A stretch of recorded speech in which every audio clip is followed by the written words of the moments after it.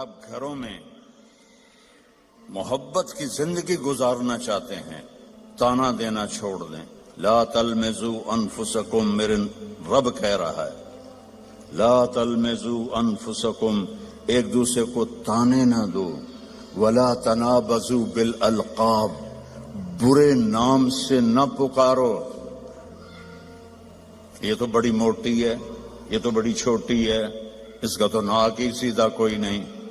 اگر وہ کہتوں ہی کالا ٹٹ حبشی ہیں تو لڑائی تو ہو جائے گی. میرے نبی نے ہمیں زندگی اس طرح سکھائی. حضرت عائشہ رضی اللہ عنہا چھوٹی تھی، آپ ان کے لیے آٹا گوندتے تھے. کیا تو آپ کی شان سناؤں قرآن سے. والنجم اذا ہوا ما ضل صاحبكم وما غوا وما ينطق عن الهوى ان هو الا وحي يوحى علمه شديد القوى ذو مرة فاستوى وهو بالافق الاعلى ثم دنا فتدلى فكان قاب قوسين او ادنى. اتنی بڑی شان والا آٹا گوند رہا ہے، جھاڑو دے رہے ہیں. 9 بیویاں زندہ تھیں، اپنے کپڑے خود دھوتے تھے، پھٹ جاتا خود سیتے تھے، جوتا پھٹ جاتا خود بیٹھ کے سیتے تھے. آپ اپنا جوتا سی رہے تھے اور حضرت عائشہ چرخہ چلا رہی تھی. اب چرخہ، آپ کو کیا پتا چرخہ کیا ہوتا ہے؟ کسی عورت کو پتا ہے؟ اوہ بڑے ہاتھ شاید یہ شاباش. تو ہمارے بچپن میں وہ ہماری ماں 100 نوکرانیوں کو ایسے لائن میں بٹھایا ہوتا تھا اور وہ چرخے کاٹ رہی ہوتی تھی، پھر اس سے وہ کپڑا بناتے تھے ہمارے جولاہے. تو آپ چرخہ کاٹ رہی تھی اور اللہ کے نبی جوتا اپنا سی رہے تھے. عائشہ میرا جوتا بھی سی دو، نہیں خود سی رہے تھے. تو آپ کے ماتھے پر پسینہ آ گیا، پسینے میں سے نور نکل رہا. اور چونکہ جب روشنی پانی سے گزرتی ہے تو 7 رنگوں میں تقسیم ہو جاتی ہے، تو وہ رنگین شعائیں نکل رہی تھیں. تو حضرت عائشہ کا ہاتھ وہیں رہ گیا اور ایسے دیکھ رہی.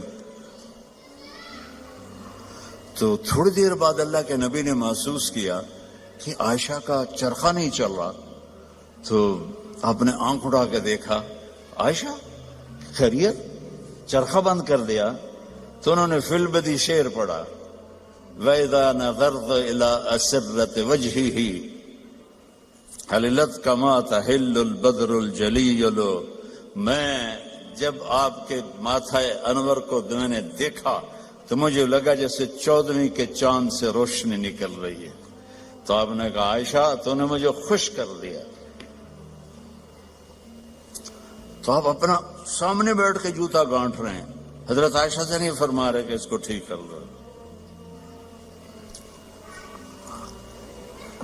محبت کے طور پر ان کو لقمے کھلا رہے ہیں. آپ نے فرمایا بیوی کو لقمہ کھلانا صدقے کا ثواب ہے، روز مفت کا ثواب لو. 2-3 لقمے بیگم کو کھلا دو، بیگم خامند کو کھلا دے، صدقے کا ثواب. یہ میرے نبی نے ہمیں گھر کی زندگی سکھائی ہے، یہ گھر کی زندگی ہے.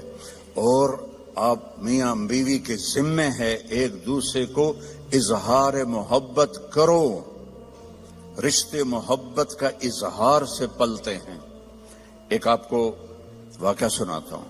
عرب میں بیوی سے عشق کا بتانا بہت عیب تھا.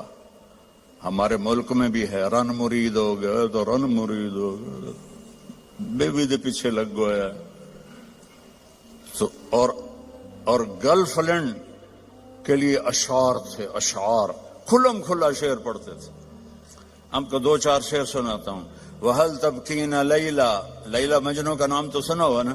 تو یہ مجنو تو ہمارے یہاں مشہور، اس کا نام تھا توبہ. توبہ کم توبہ لا نہیں کی تھا، نہ توبہ ہے یودا.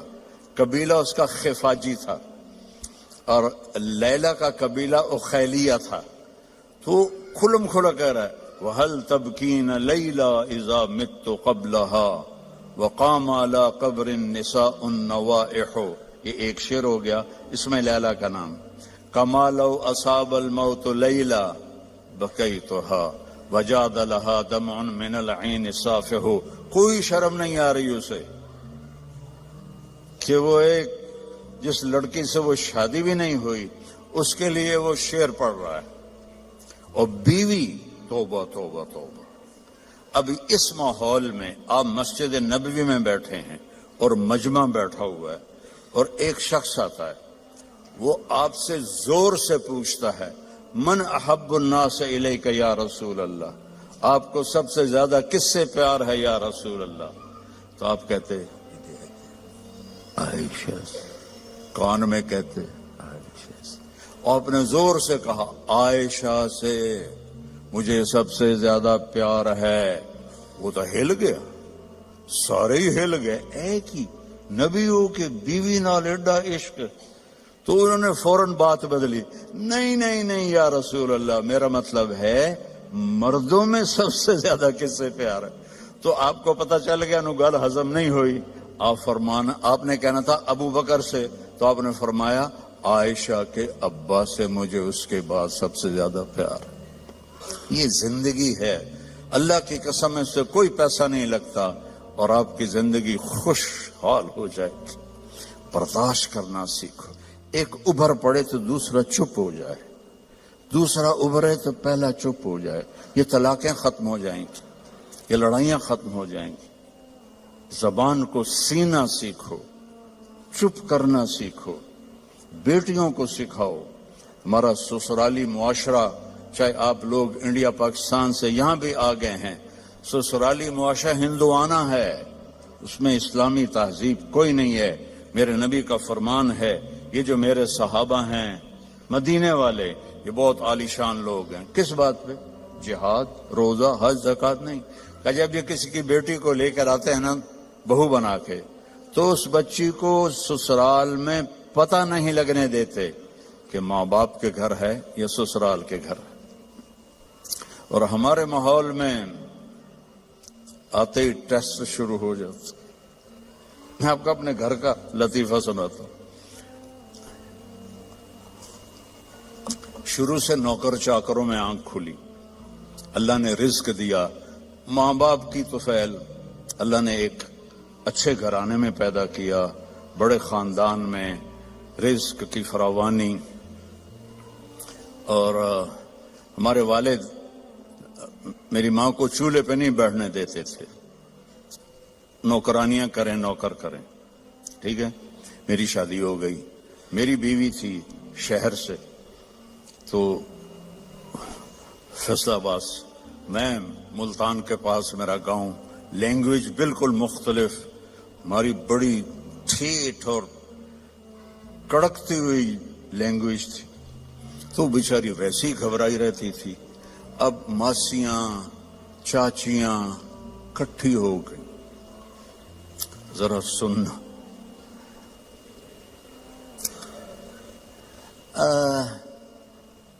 تیری ماں تا چولہے تے سڑدی پئی ہوندی ہے تے بیگم تیری ٹھک کے بیٹھی ہوندی ہے. مجھے اتنی ہنسی آئی.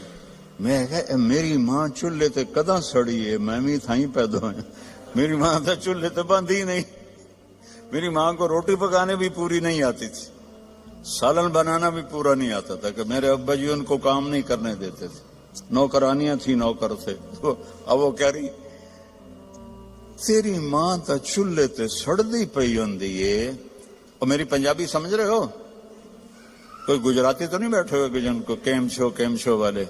اچھا اردو ترجمہ کروں گا پھر. تیری ماں تا چولہے تے سڑدی پئی ہوندی ہے تے تیری بیوی ٹھک تے پلنگ تے بیٹھی ہوندی ہے. میں ہنس پڑا. میں کہ میں نے دسو تو صحیح کداں میری ماں چولہے تے سڑی ہے؟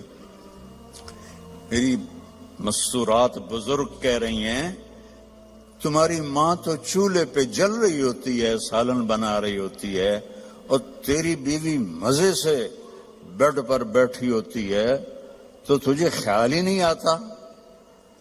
تو میں نے کہا کب میری ماں چولہے پہ جا کے سڑتی جلتی ہے.